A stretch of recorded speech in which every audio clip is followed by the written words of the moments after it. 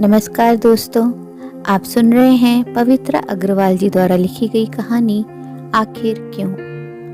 दादी उन्हें सहज नहीं रहने देती। वह चाचा की मौत के लिए चाची को ही जिम्मेदार ठहराती है। उनके हिसाब से चाची के पांव इस घर के लिए शुभ नहीं है, वह मनहूस है। कॉलेज से लौटी तो घर का वातावरण कुछ असहज सा लगा। रोज किवाड़ चाची खोलती थी, आज माँ ने खोले थे और चाची का कहीं अता पता नहीं था। इस समय रोज चाची मेरा इंतजार करती मिलती थी, फिर हम दोनों मिलकर साथ खाना खाते थे। चाचा की शादी के बाद से घर मुझे बहुत प्यारा लगने लगा था। पहले मुझे घर में कंपनी देने वाला कोई नहीं था, ना कोई भाई बहन ना बुआ। दादी के पास बैठने का मतलब था सिर्फ उपदेश, जीन्स नहीं पहनो, सलवार सूट पहनो, घर का काम काज सीखो। यूँ चाची मेरी हम उम्र नहीं है, मुझसे 4-5 वर्ष बड़ी हैं, किंतु उम्र का ये अंतराल कुछ भी मायने नहीं रखता। वह मुझे कभी बहन, कभी भाभी और कभी सहेली सी लगती हैं। हम दोनों में खूब अच्छी पटती रही है। जब से चाचा की मौत हुई है वह पत्थर बन गई हैं। हर समय अपनी किस्मत को कोसती रहती हैं। बड़ी मुश्किल से उन्हें संभाला है, लेकिन घर में कुछ न कुछ ऐसा हो जाता है कि वह अधिक दिन तक सामान्य नहीं रह पाती। यह कहना अधिक सही होगा कि दादी उन्हें सहज नहीं रहने देती। वह चाचा की मौत के लिए चाची को ही जिम्मेदार ठहराती हैं। उनके हिसाब से चाची के पांव इस घर के लिए शुभ नहीं है, वह मनहूस है। पापा और छोटे चाचा दादी को उनके इस व्यवहार के लिए कई बार समझा चुके हैं कि माँ, ये शुभ अशुभ कुछ नहीं होता। तुम्हारा बेटा बस इतनी ही उम्र लिखा कर लाया था, इसमें बेचारी बहू का क्या दोष है।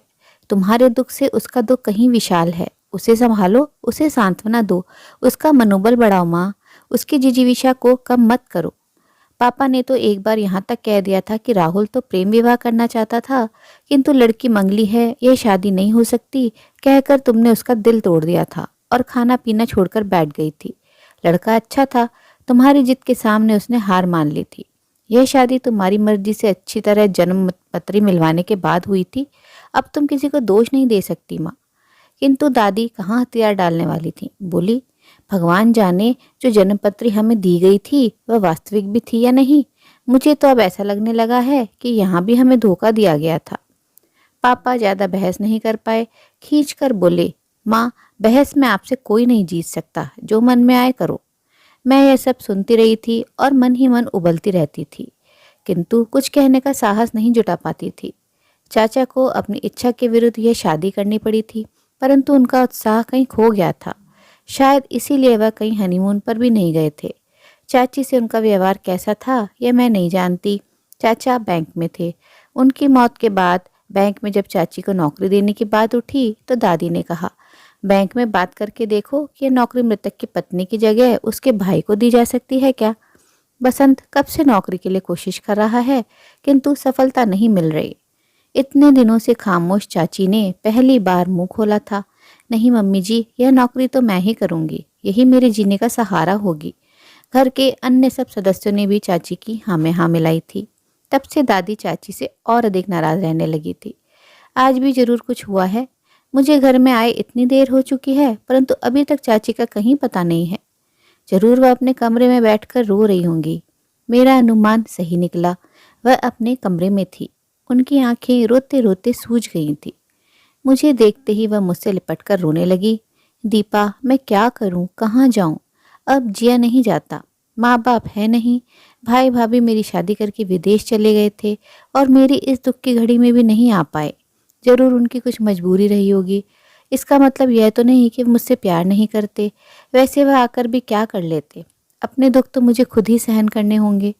बैंक की यह नौकरी भी मैं इसलिए करना चाहती हूँ ताकि व्यस्त रह सकूँ और किसी पर बोझ ना बनूँ।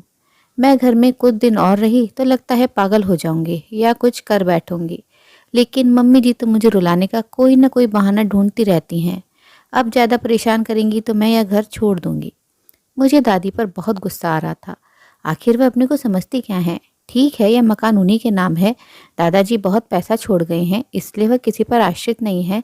इसका मतलब यह तो नहीं है कि वह किसी को कुछ समझे ही नहीं।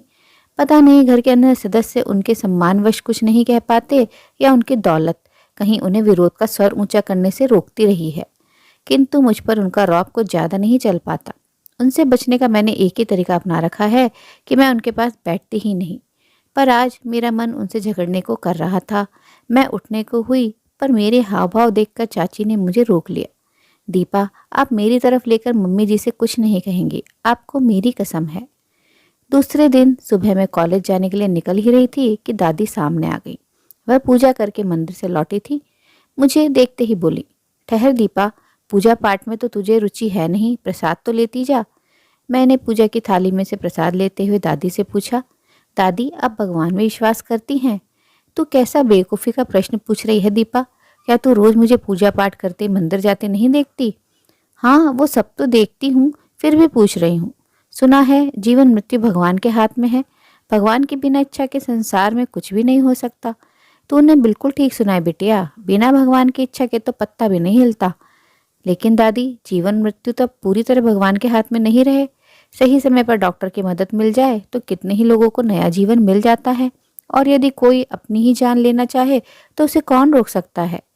नहीं बेटा, यह सब मानव का भ्रम है। सच पूछो तो उसके हाथ में कुछ नहीं, बस परिस्थिति वैसी बन जाती है। किसको कितना जीना है सब पहले से निश्चित होता है।